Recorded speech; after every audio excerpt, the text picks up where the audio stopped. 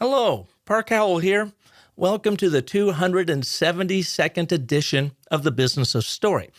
I'm not even sure why I told you that, other than this show represents more than 5 years in the making of the Business of Story, bringing you story artists from around the world to help you craft and tell compelling stories that sell.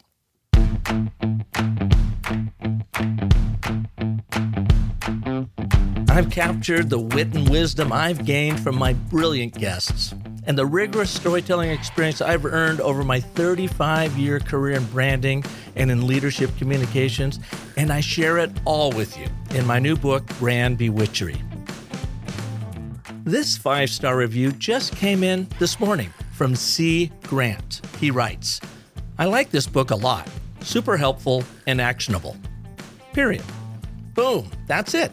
C. Grant obviously communicates with vigor, and brevity is vigor, which is exactly what I teach in Brand Bewitchery, as well as in my interactive virtual keynotes and masterclasses, and my online course at businessofstory.thinkific.com.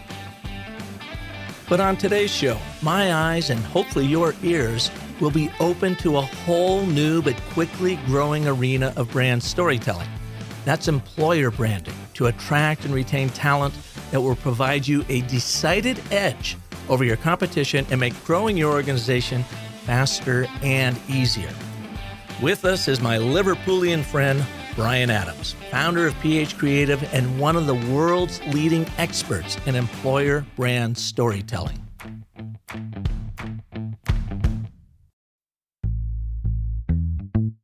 We're seeing how you treat your people rising in significance and priority across the board, and it's starting to impact consumer decisions. There's a number of websites that have popped up rating consumer brands on how they've treated their employees, indicating who you should start to buy from.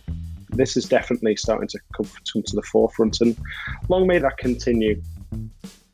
Bryan is back on the Business of Story with his new book called Give and Get Employer Branding.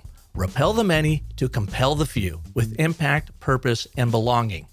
Now let's face it, people are the only competitive advantage you and I have left in business. But we're not all Google with kids' slides, free lunches, stock options, and huge salaries to attract talent, which begs the question.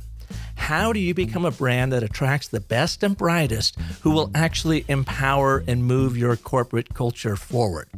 How do you help people self-select based on what it's really like to be part of your organization? The answer may surprise you. Bryan works his employer brand storytelling magic on such global icons as Apple, American Airlines, GVC, and Blizzard Entertainment. Today, he and I will explore the importance of leaning into the harsh realities within your corporate culture and employee experiences and turn those into a benefit. The need to own your strong point of view to galvanize your internal audience while actually polarizing external audiences, as counterintuitive as that might sound. This means telling stories using real adversity, friction, struggle, and conflict to illustrate, amplify, and elevate your strengths, benefits, and opportunities.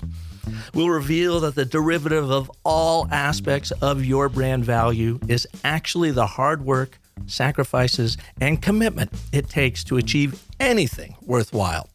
Bryan says that this is the best way to elicit pride and passion for your brand and organization, but you have to own that adversity. So please welcome to the Business of Story, my friend and soon to be yours, Bryan Adams. My old friend, Bryan Adams, my mate, I should call him. Welcome back to the Business of Story. It's good to be back. I've missed you, Park. It's great to be back. Well, we've had some fun, not only on the podcast, but in person when you invited me out to Liverpool, your beautiful city of Liverpool. Man, I had such a great time out there for the 3 days I visited, and you and I did some story workshops around there and then ran into London and had kind of an epic half-day session there where I still hear from those people. It's so cool. I still hear from a number of the people that were in that class. And what was that, 4 years ago? Yeah, 4 years. Hasn't that flown? But that was a lot of fun, wasn't it? I was so pleased that we could make that happen. That was great. It was great. And one of the biggest surprises is when you sent me to that little village by Liverpool, or maybe it's a housing development in Liverpool where the Beatles actually got their start. And you Yeah. said, "Oh, Park, while you're here, you have to go and check out." Tell us a little bit about that backstory.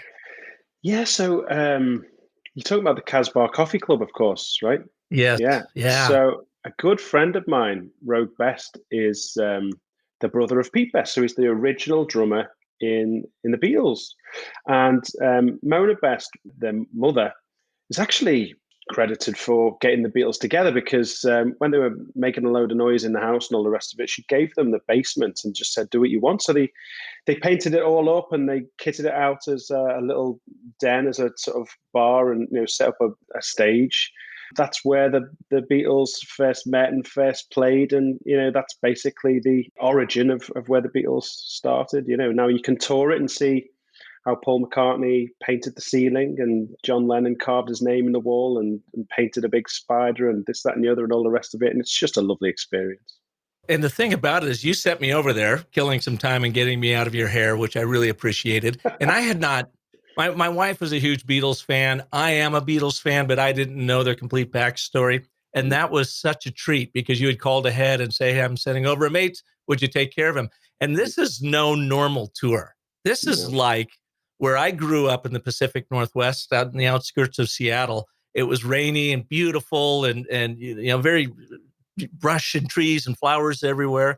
And it was literally like you were walking into some dude's basement. There is nothing fancy. There is no like tourist center, media center, or Oh, yeah. anything. It's just Hmm. like these guys opened up their door and say, "Come in and check it out." And as you walk through it, you take pictures of everything that you can just feel it. There's just Mm. something about the energy in the room. And then I was kind of in my mind a little bit skeptical, that skeptical American, like, is this for real? Or did they just repaint all this stuff? So I went back and I started pulling up old archive photos, black and white photos of that time when they were there. And sure enough, all of those paintings are still there. I don't think they've been touched one bit. I don't think Oh, they've been no. retouched. I don't think they've been anything.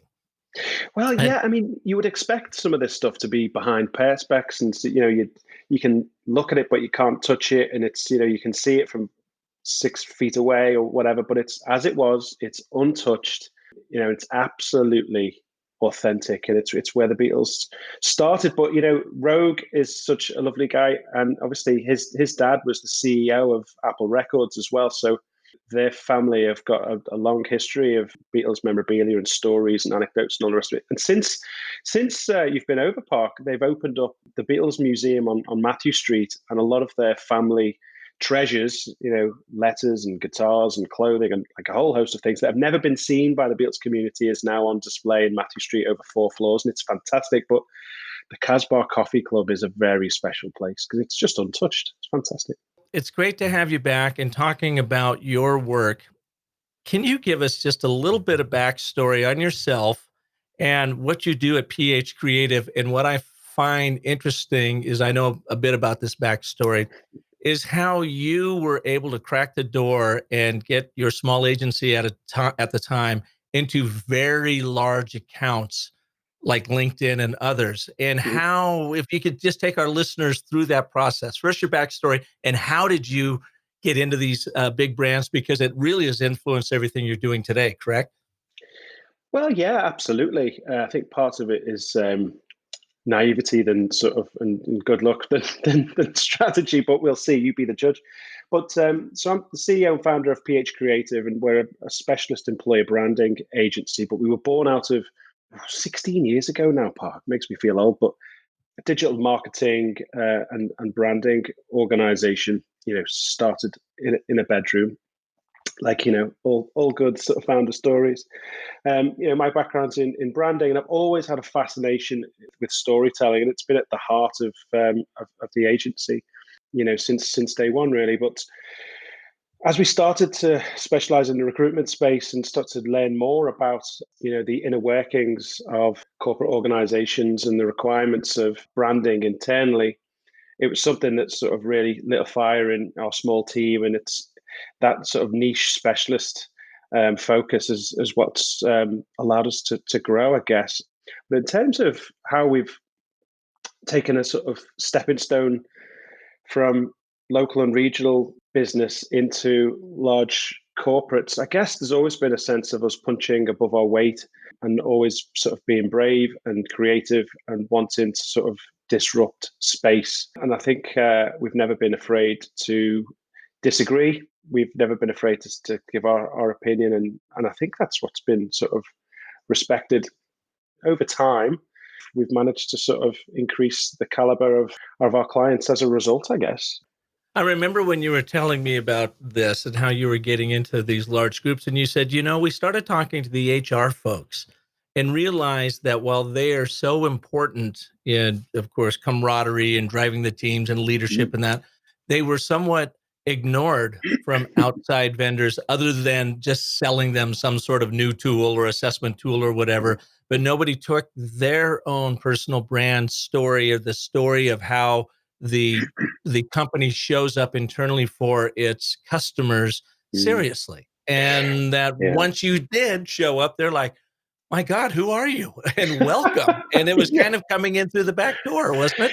Yeah. So, what we realized was we had 6 million and one competitors that were knocking on the door trying to get to the chief marketing officer, and those are the guys with the big budgets. But yeah, the HR department's quite neglected, actually. So we were talking about employer brand before employer brand was a thing.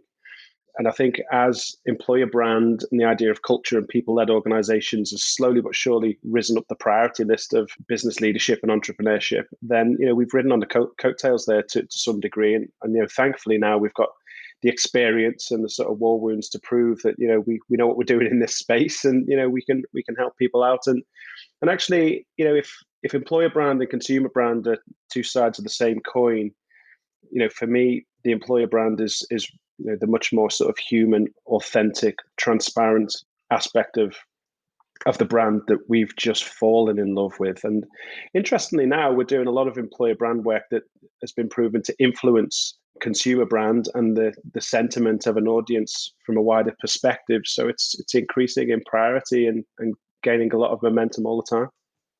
Can you give us an example of a program or a campaign that you've launched and the impact it's had?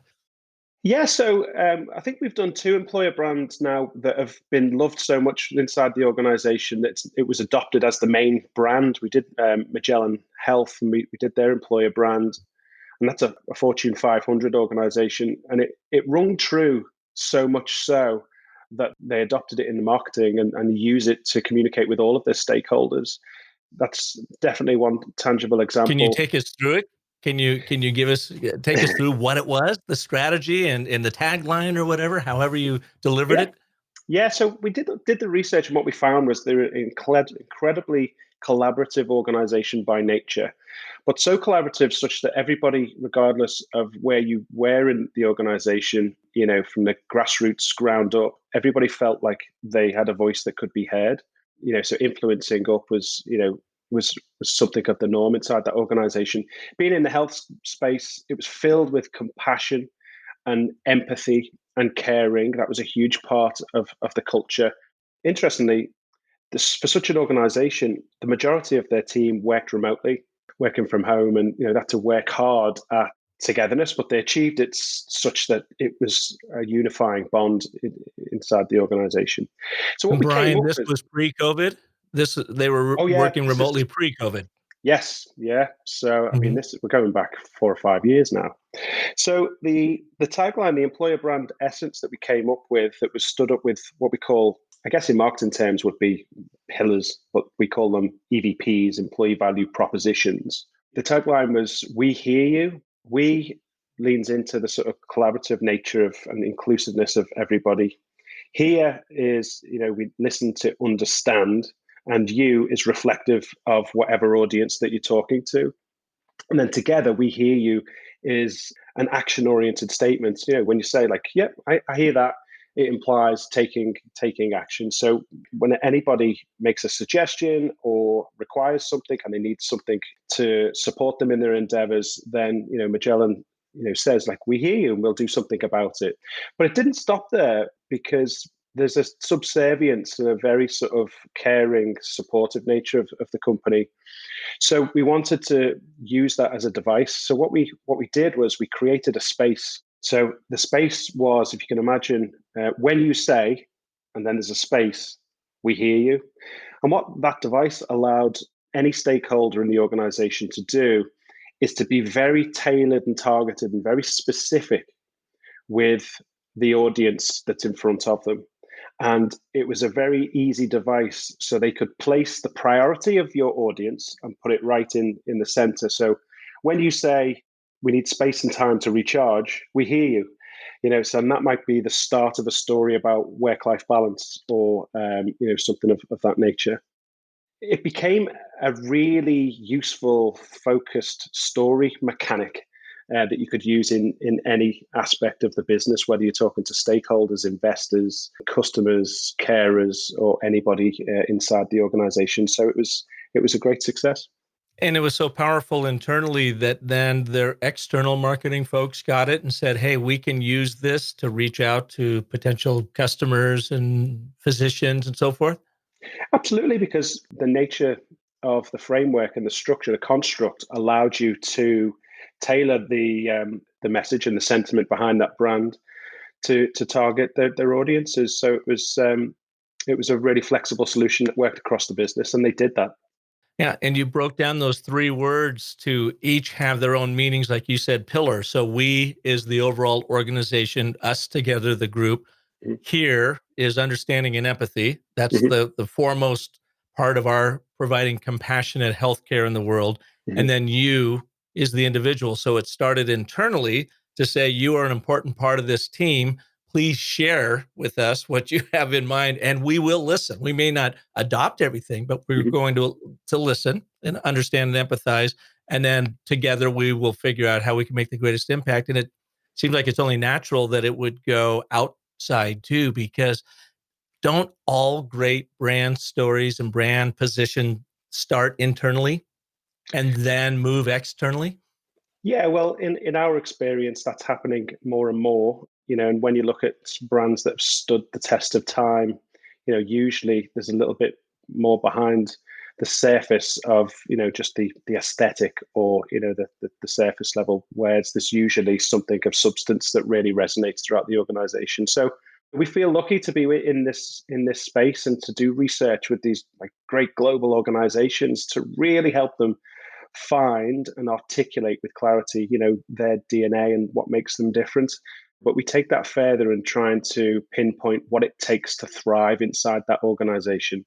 So it's not just highlighting the strengths, benefits, and opportunities.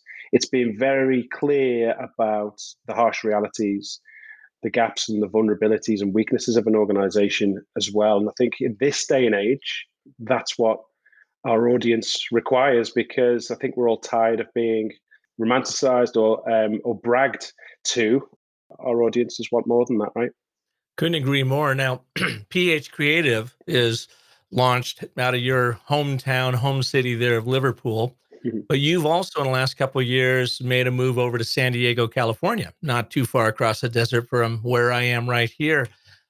How is that going and the growth of your company? And do you find a difference between European companies and brands and American companies and brands on who is more likely to be open and vulnerable and embrace this approach to internal branding over the other? So the US market is different in a couple of ways. It seems to be faster and not afraid to sort of really double down on the services that we offer. But I think the tide is turning, in the global perspective now, as employer brand is so much more important than it was just a few years ago.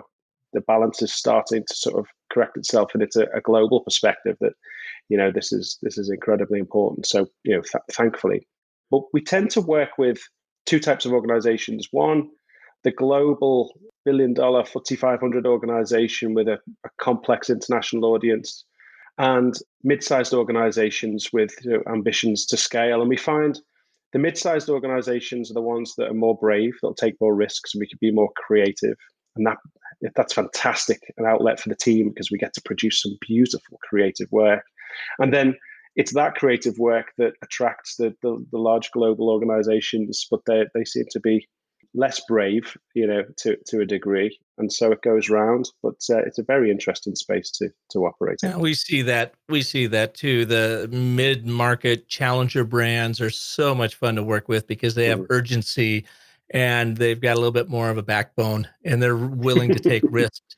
Can you tell us what's one of your favorite campaigns you did for one of these challenger brands that you felt like really hit the money and maybe had more of an edge to it than you likely could have sold to a larger brand? I can give you an example. We've worked with a company called GVC, which is actually one of the biggest gaming and gambling companies in the world. And although they're multi-billion turnover, they are global. They have the heart of a small startup. It's been so refreshing to work with them because they've been one of these trusted partners that have been easily led and invested in a number of creative ideas that we've come up with. But I'll never forget, they shut down the entire organization globally to launch the employer brand. They had 1,200 people in the room and 22,000 people watching in all different 32 different countries around the world to launch the employer brand, and they put such a significance on this. And they brought in a sportscaster to compare the event.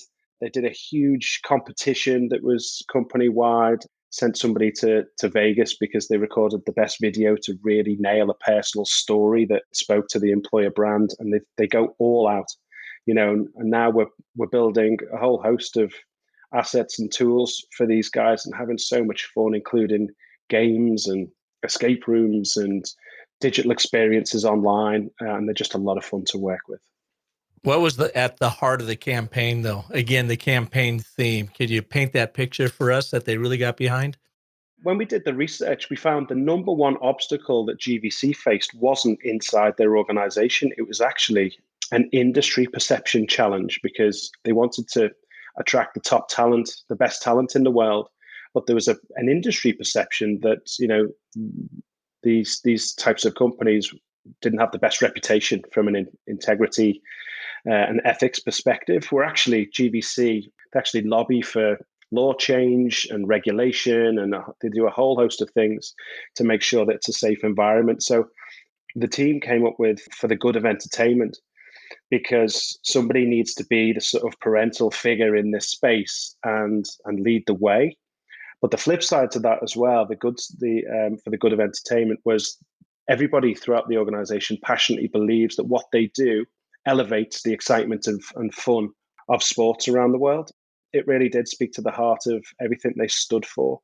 But the four pillars, the four EVPs that we produced, really did speak to the fact that it's a very down to earth organization with very little politics. If I tell you about the pillars, they were keep it real, do what's right, get involved, and bring it on. It really resonates. That's the type of language that you'll hear all day long. They call a spade a spade. They expect you to roll your sleeves up, get stuck in. If you have an idea, then put your money where your mouth is, kind of thing. Do what you say you'll do. It was such a simple solution in the end, but because it really nailed the essence of the of how it felt to be part of their team and their culture, we've managed to be able to use it in all different facets right across the business globally. And it really is such a flexible, agile organization to work with on that basis, really. So your first book you wrote, Getting Goosebumps, that came out what, in about 2015? 2014, 15, yeah. Yeah. And it was all about storytelling in business. How did you find storytelling and working with your agency? Was it something that just came by you naturally, or did you have kind of an aha moment that story works and you could be one of the first agencies to really start applying it? When I look back, it sounds like a really smart thing to do, is to sort of understand story mechanics and integrate it into an organization like mine. I can't really take credit for it because it was a happy accident. I've always had a passion for films, movies, and stories. And it's a good few years ago now, but I remember I'd bought a CD. That's how long ago it was. And I was listening to it in the car, and it was a workshop by Michael Haig. A screenwriter from Hollywood. Yeah, it just caught my eye. So I bought it and I had it on in the car. And for the first time ever, I was thinking, oh my God, there's a formula to this. There's a structure to this. Like that makes so much sense. And he deconstructed Star Wars with the inward and outward motivation. And it was a light bulb moment that I'll never forget. And it started, since then, a lifelong fascination with story mechanics. And that led me to read more books like Blake Snyder's Save the Cat, Joseph Campbell, of course, and, so on and so forth. And since then, it's just been a natural part of every aspect of communication that I've been part of. Yeah, I think, the same sort of epiphany only about 10 years earlier because our middle son, Parker, was going to film school at the time. And I'm like, what does Hollywood know about communicating that maybe I should know? And that's when I learned about Joseph Campbell. And I had the aha when I saw The Hero's Journey. And I'm going, oh my God, there is perfect brand strategy right there that's been around since the beginning of time. How can we map this to business? And so we are kindred souls in that respect. And I think that's how we connected so quickly over your book, Getting Goosebumps. And I do remember that day when you and I did the workshop. Remember when our Uber driver, that woman, ran her bicycle right into the back of the van? Remember that? Yeah, And then she got up screaming, and he was looking at us, an old guy, an older gentleman, and he had a yeah. beautiful, big, black, wide van. Whatever make that was, we don't have that here in America. I don't know what it was, but you and I were cruising, and he took a left, very busy out to pull down an alley, I think, to drop us off at where we were going for our workshop. And a lady out of nowhere, a young lady on her bicycle, smashes right into the back of his car and his van, and thinking it was his fault, not her fault. That's right. I'd forgotten about that. Yeah, that was quite an awkward And moment, she wasn't was it? fine. She would, Yeah. thank God, but she was irate. And he gets up and he looks at you and I back there, and you and I must not have spoken quite yet because he didn't peg me as the American and you as the Brit. And I remember him looking around in his wonderful accent and saying, well, you saw what happened, did you? Did you? And then I said something, and he immediately went from me like, oh, stupid American, you can't help me, and went to you like, all right, countryman, I may need you in court at some point. Remember Oh, that? oh yeah. But Absolutely. That was crazy. we'll be right back with Bryan Adams to discuss the concepts found in his new book, Give and Get Employer Branding. But first, a word from our sponsor, me. I had to share another Amazon review of Brand Bewitchery that came in this morning. It's from Bill, and he writes, the book is well written and organized in a logical manner. Well, what it may lack in emotion, it certainly makes up for in vigor, and brevity is vigor. I will teach you how to touch the soul of your customers with both emotion and vigor in my new book, Brand Bewitchery. You will not only learn how to wield the 10-step story cycle system to clarify your brand story, even your employer brand story to create an inspiring vision for your people and a compelling mission they can all contribute to, but you will learn 3 proven storytelling frameworks to elevate your influence and persuasion as a communicator. In it, you will find countless examples of clients that have grown by as much as 600% using the story cycle system. You'll be taken on fun story quests to reveal anecdotes you can apply immediately to your project at hand. You'll even find stories that will help accelerate your career through your own personal brand storytelling. Plus, you'll get a foolproof activation plan on how to share your new brand stories with the world. These are the same brand storytelling principles I teach in my virtual keynotes and masterclasses, as well as in my online course at businessofstory.thinkific.com. As Bryan coaches on today's show, own your brand stories, warts and all. When you do, you will find that you can nudge the world in any direction you choose through your authenticity and honesty. So grab your copy of Brand Bewitchery today on Amazon or Apple Books. Then leave a vigorous review. Emotion is optional. Who knows? Maybe you'll make the show too. Now back to the founder of Ph.Creative and author of Give and Get Employer Branding, Bryan Adams.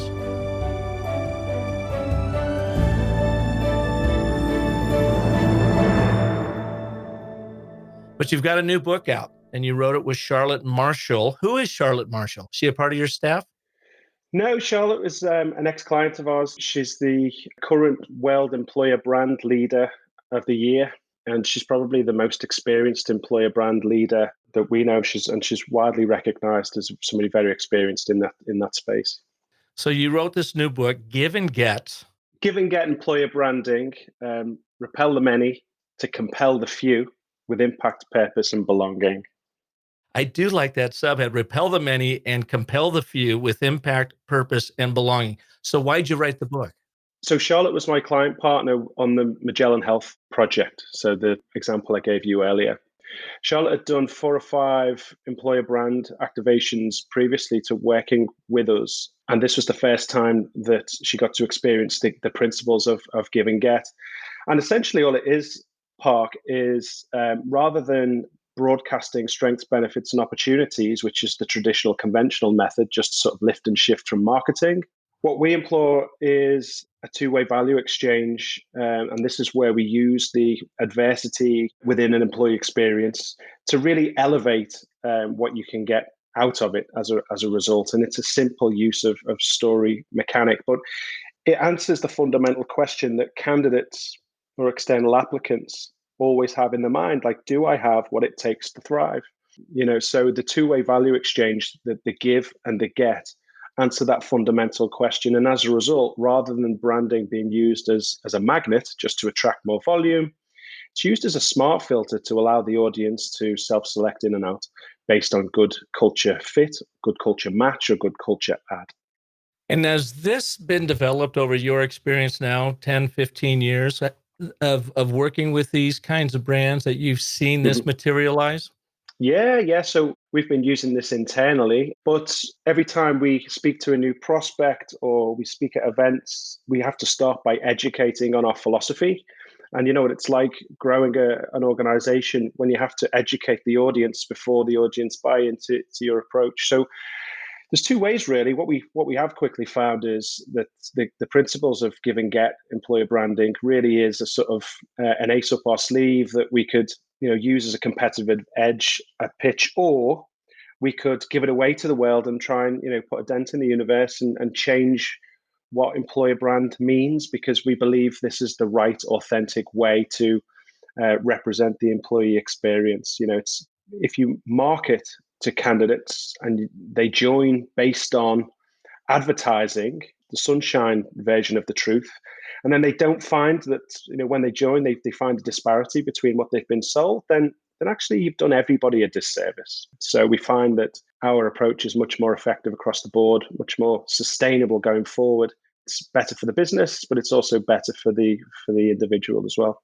Can you take us through some of the principles that are outlined in your book? Yeah.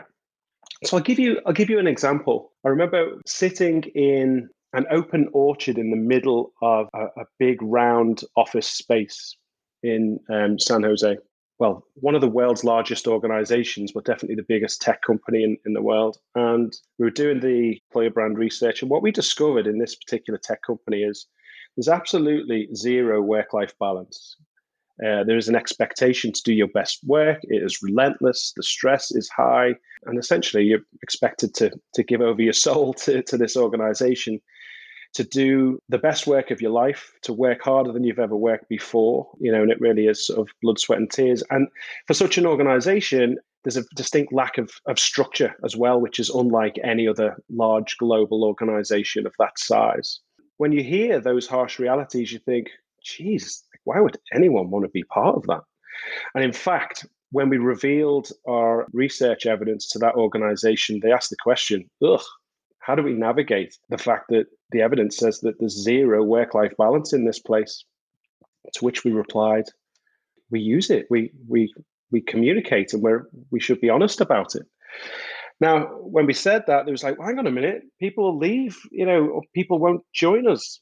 Well, of course, that's not the case, because it turns out that people who work there already know because they're living it. And anybody that should join the organization deserves to know, because that's what's going to be expected. Now, on the flip side, with all of those harsh realities, this is a place where you will quickly become the best version of yourself faster than you ever thought possible.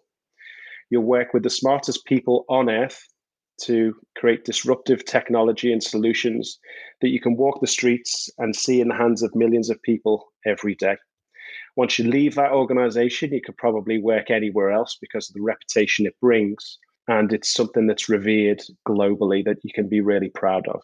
And if you can survive in that environment, it's something that bonds and binds people together and creates a very special organization that when the chips are down, the individuals will rally around and really have you back. The principles that I've just outlined there, hopefully you'll see that those harsh realities, they're not negatives to be endured. They're actually, when they're acknowledged and appreciated, they are a badge of honor that elicits pride and passion throughout an organization that is then celebrated. And it galvanizes an internal audience, but it's a very powerful tool to take externally because it polarizes an external audience very effectively as well. Some people will be running for the hills. I couldn't possibly work there. It sounds horrendous. But the small few that are compelled to lean in and are curious to want to know more, they're the types of people that you want to speak to, the ones that you want to apply for roles that you want to hire, because they're the ones that are going to thrive. And you've given them all that information up front. So that's the principle, and it really works.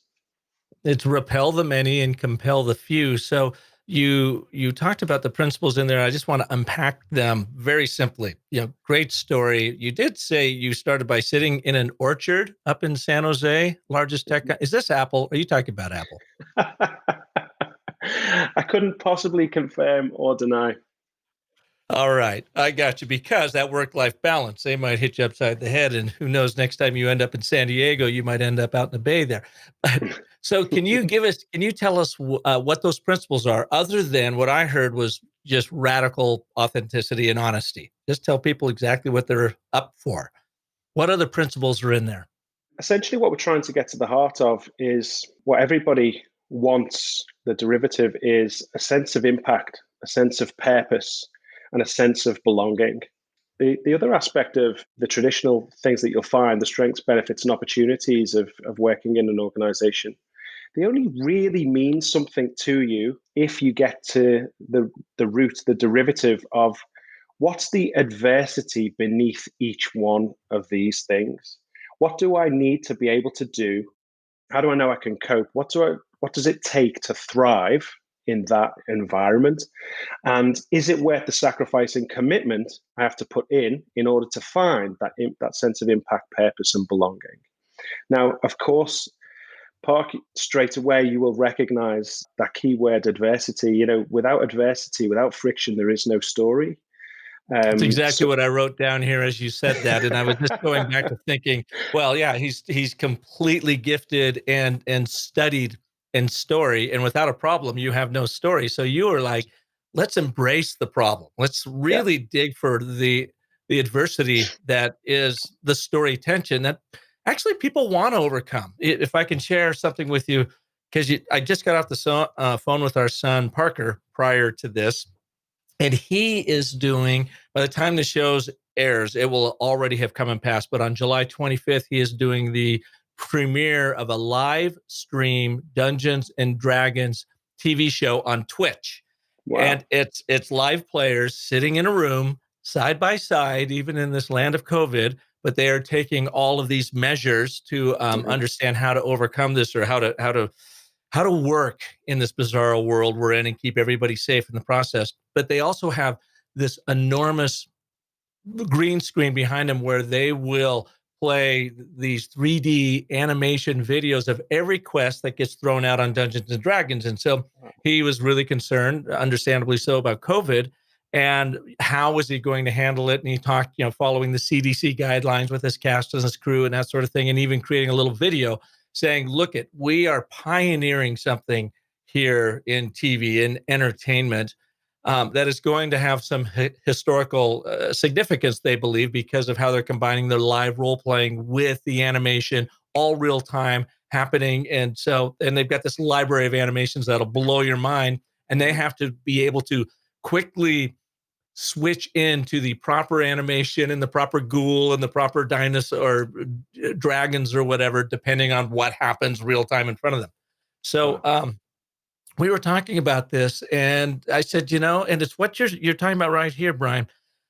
After I heard this, because he was calling for some advice on how do I do this, how do I do that, I go, well, just total and utter authenticity. If you're going to create this video on what we're going to do to protect everybody, embrace the tension in it and say, we are going to do our best and here's how we're going about it.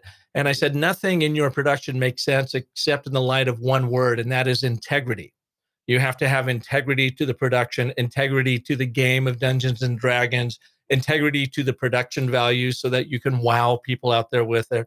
But foremost, integrity to the safety of everybody shooting that, and even using it as an example for other Hollywood productions potentially on how to overcome this. But it's like, don't shy away from it. Embrace the problem, embrace the story tension, and you gain so much credibility and so much trust. And then do your best to deliver. It's not going to be perfect. You're going to blow it in some areas, but do your best to deliver on it. Absolutely. And the interesting thing there is this idea of vulnerability as well, because that's a risk. And if you do embrace it, with courage, I think there's never been a better time to be socially vulnerable. There's never been a more socially acceptable time to be vulnerable. And inside of organizations now, what we've seen over the last few years is companies wanting to change for the better. Diversity and inclusion is a great example, certainly in light of Black Lives Matter. Organizations are scrambling to find their voice and show support, but with integrity. And over the last few years, there's been a paralysis of, we want to improve diversity inside our organization, but we don't want to be honest and demonstrate vulnerability of where we're starting from because we're not very diverse. So this creates a sort of paralysis. But now I think we're in times of such change where transparency and authenticity is not just appreciated, but it's starting to be demanded. So we are seeing significant change, and this means that the power of story is starting to be much more embraced and utilized because we have those basic building blocks available to us. So it's a great example of yours, Park. And of course, these are the very building blocks that we use every day when we're implementing the give and get of employer branding. What will readers take away from the book? I hope anybody interested in employer branding or organizational culture will have a very clear pathway to how to create an authentic employer brand that will be in line with the business strategy and add value to the conviction of the overall vision of an organization. But the biggest thing is what we wanted to do is we wanted to dispel the myth of employer brand is just a lift and shift from the marketing department, and it's a traditional funnel trying to attract as many people as possible to win the war for talent. This is a much more authentic, transparent, genuine means of nurturing and growing a culture at the essence in a much more human approach. There's a lot of story technique in there. There's a lot of practical advice, but most of all, we want people to embrace the strategic philosophy. And then final question for you, Bryan, with what you're seeing out there with your clients and attracting the best talent, retaining the best talent during COVID. How has it changed? Has it changed appreciably? A lot of people might say there aren't any jobs available. Everyone's, furloughed or shut down until we can get through this. What is the truth that you're seeing in employee engagement, retention, and career development? Well, I think the decisions that employers are making are starting to create reputational legacy that will stick around for many years to come, for good and for bad. So the organizations like Baird, who fired thousands of people on Zoom, very sort of transactionally, versus the vulnerability Airbnb showed when the CEO wrote a beautiful letter supporting all the people that they just had to let go that day, even in the face of adversity and vulnerability and weakness. The brand sentiment of Airbnb, I think, everybody had a newfound respect for that organization. So we're seeing how you treat your people rising in significance and priority across the board, and it's starting to impact consumer decisions. There's a number of websites that have popped up rating consumer brands on how they've treated their employees, indicating who you should start to buy from. So this is definitely starting to come to the forefront, and long may that continue. That's definitely a trend we're seeing. But they say true character is revealed under great pressure. This is a time of pressure. So organizations are now being forced to scrutinize, hang on a minute, who are we? What do we stand for? What's our policy on this? What is our culture? And a lot of organizations aren't liking what they find. So now is the time to embrace employer brand and do something about the culture and nurture the future that you want to create. Well, thank you, Bryan, for being here. Where can people learn more about Give and Get? I got to read the subhead one more time because I love it. Repel the many and compel the few with impact, purpose, and belonging. Now that I can read my own writing. That's it. You nailed it. So you can go to giveandget.net. The book is available in different formats on Amazon, or you can go to Ph.Creative.com to learn more about our employer brand agency. Well, Bryan Adams from Ph-Creative.com. Thank you so much for being back here on the Business of Story. It's great to see you. You guys can't see him. We're using Squadcast. I love this new platform that I was just made aware of. And so we get to talk to each other. And it's just really good to see you again, man. It's been too many years, and I can't wait for you to get back into the U.S. Well, it's a pleasure. It really is a pleasure speaking to my old pal Park. It has been too long, and thanks for having me on. Last time I was on the show, relatively in its infancy now, so it's an absolute honor to be in front of your audience. To be honest, we're celebrating our 5 years in the Business of Story this month in July. During this recording, so. Yeah, you were one of the first. We did the double-headed podcast. We recorded it. We interviewed each other, and then I aired it on mine, and you aired it on yours with different intros leading into it. I think that was pretty fun. It's the one and only time I've ever done that, but I kind of like that format. It was really cool. And it's always a pleasure to talk to you. I often wish I'd kept my podcast going, but it still gets great downloads. I still get great feedback, and I'm still an avid fan of yours. Well, thanks so much, Bryan, and thank you all for listening to this edition of the Business of Story. If you like what you heard, if you are in the middle of employee communication and think this employee branding can have a big impact, or maybe you're an agency out there trying to find another way to be of assistance to your customers, then by all means, look at both of Bryan's books. Getting Goosebumps is a fabulous exploration into the mechanics and the techniques of storytelling. No doubt about that. But his latest book is really great, Give and Get. And in it, he will share the principles that they use for very, very large brands around the world, and especially down to those the mid-market challenger brands, which I hear you, Bryan, those are so much fun to work with. But he will give you the principles that they use to help with employee branding for yourself or for your customers or clients. So check it out. And if I can be of service to you, you know where to find me, businessofstory.com. Download my new book over at Amazon, get your print or Kindle version. And by all means, please leave me a rating and review, because as Bryan knows, it's the way we new authors get found in the Amazon jungle. So Bryan, I'm still looking for your rating and review too, by the way, buddy. It's on my list. I'll do it right after this. And thanks. Please join us again next week when we will have another amazing superstar storyteller on, like Bryan. And until then, remember that the most potent story you'll ever tell is the story you tell yourself. So make it a great one. Thanks so much for listening.